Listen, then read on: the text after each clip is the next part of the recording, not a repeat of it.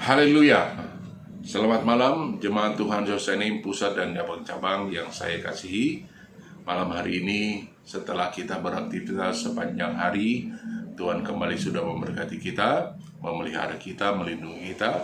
Bahkan Dia menuntun kita kembali ada di rumah masing-masing untuk kembali kita menyediakan waktu kita dapat mendengarkan renungan firman Tuhan malam hari ini. Puji Tuhan, saya akan menyampaikan perenungan firman Tuhan bagi kita semua malam hari ini. Namun sebelumnya kita tundukkan kepala, kita berdoa. Bapa di surga, terima kasih buat hari ini, penyertaan-Mu, pertolongan-Mu, berkat-Mu bagi kami. Terpujilah ke nama-Mu, memberkati kami semua dengan segala keberkatan Tuhan. Malam ini kami kembali akan mendengarkan firman-Mu. Mari Tuhan urapi hamba-Mu, bahkan kami semua yang mendengarkan. Biar firman Tuhan tidak lalu itu saja, tapi benar-benar tertanam dalam tanah hati kami. Terima kasih Tuhan, kami akan mendengarkan firman-Mu. Di dalam nama Tuhan Yesus Kristus kami berdoa. Haleluya. Amin. Puji Tuhan. Malam hari ini saya akan menyampaikan dan membawa firman Tuhan bagi kita semuanya yang terambil dalam Injil Matius pasal 8 ayat yang ke-23. Tema kita malam hari ini adalah penyertaan Tuhan dalam kehidupan kita orang percaya. Puji Tuhan. Mari Tuhan, saudara, saya mengajak kita membaca di dalam Injil Matius pasal 8 ayatnya yang ke-23. Lalu Yesus naik ke dalam perahu dan murid-muridnya pun mengikutinya. Sekonyong-konyong mengamuklah angin ribut di danau itu sehingga perahu itu ditimbus gelombang, tetapi Yesus tidur. Maka datanglah murid-muridnya mengganggu Dia, katanya, "Tuhan, tolonglah kita binasa." Ia berkata kepada mereka, "Mengapa kamu takut, kamu yang kurang percaya?" Lalu bangunlah Yesus menghardik angin dan danau itu. Maka danau itu pun menjadi teduh sekali. Dan heranlah orang-orang itu, katanya, "Orang apakah dia? Sehingga angin dan danau pun taat kepadanya."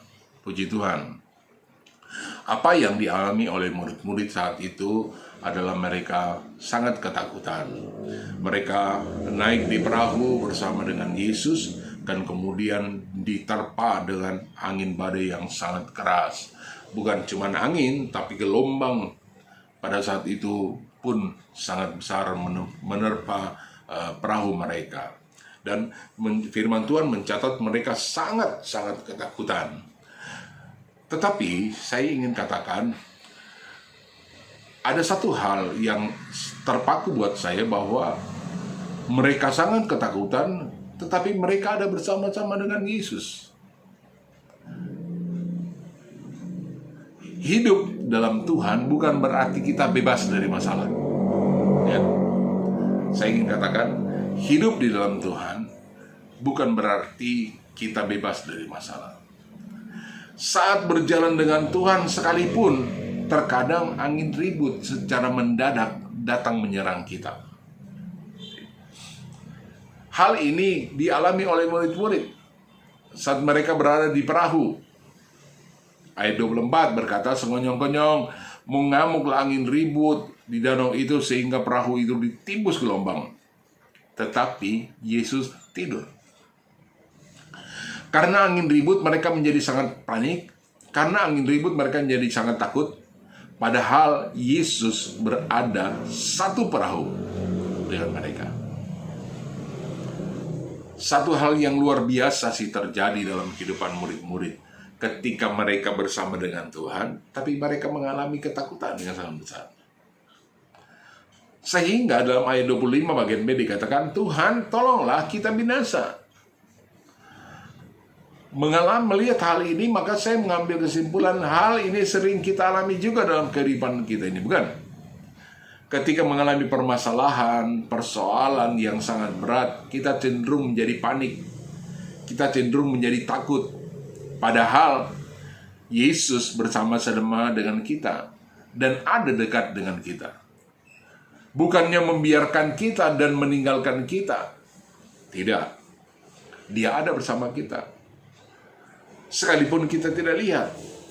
Sebaliknya, kita perhatikan, justru seringkali kita melupakan dan tidak mempercayainya. Kita masih terpengaruh dengan apa yang kita lihat dan kita dengar. Terpaku dengan apa yang kelihatannya di sekitar kita. Yang berarti keadaan-keadaan seperti itu kalau kita alami, ketakutan, kecemasan, kekhawatiran, dan lain sebagainya, ingin saya katakan kita sedang tidak berjalan dengan iman. Dan orang-orang yang mengalami hal seperti itu, akibatnya mereka mudah untuk putus asa, stres. Mereka susah untuk bersukacita. Bahkan membuka mulut untuk memuji Tuhan pun enggan dilakukan. Ini menunjukkan bahwa kita adalah orang-orang yang kalah di dalam Tuhan. Dan kalau melihat hal ini, iblis menjadi senang. Dia bangga karena dia melihat orang-orang Kristen, orang-orang percaya yang seperti itu. Padahal firman Tuhan jelas mengatakan, tetapi dalam semuanya itu kita lebih daripada orang-orang yang menang. Oleh Dia yang telah mengasihi kita. Nah, Roma 8 ayat 37 mengatakan hal itu. Hidup dalam iman adalah hidup bukan berdasarkan sesuatu yang kita lihat, tetapi apa yang tidak kelihatan. Saya ulangi, saya katakan, hidup dalam iman adalah hidup bukan berdasarkan apa pada sesuatu yang kelihatan, tetapi apa yang tidak kelihatan. Serta kita memandang dan menyikapi segala sesuatu dengan mata rohani. Itulah yang dilakukan Paulus ketika dia menghadapi kehidupan yang sangat berat dan tidak pernah menghadapi keadaan-keadaan yang sulit, yang sukar. Saya membaca kebenaran firman Tuhan, saya tidak menemukan bahwa Paulus itu kemudian menjadi kecewa, menjadi putus asa. Dalam menghadapi tantangan hidup yang berat ini, Paulus bahkan tidak mengalami frustrasi hidup. Bahkan dalam 2 Korintus pasal 5 dikatakan, hidup kami ini adalah hidup karena percaya, bukan karena melihat. Dia percaya betul bahwa Tuhan pasti menolong, Tuhan pasti membela, Tuhan pasti menyertai dia. Itu yang dilakukan oleh Paulus. Kita harus mesti berjalan bukan dengan melihat, tapi percaya kepada Tuhan. Jika dalam kehidupan kita banyak merasakan ketakutan, kekhawatiran, kecemasan, berarti kita belum sepenuhnya percaya kepada Tuhan. Dan selama kita masih menggunakan akal dan kekuatan kita sepenuhnya, kekuatan kita sendiri, maka masalah yang kita alami tidak akan pernah terselesaikan. Kita harus melepaskan segala ikatan yang masih membelenggu perasaan kehidupan kita.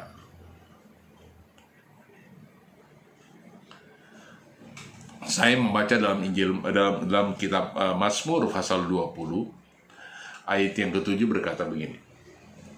Sekarang aku tahu bahwa Tuhan memberi kemenangan kepada orang yang diurapinya dan menjawabnya dari surganya yang kudus dengan kemenangan yang gilang gemilang oleh tangan kanannya.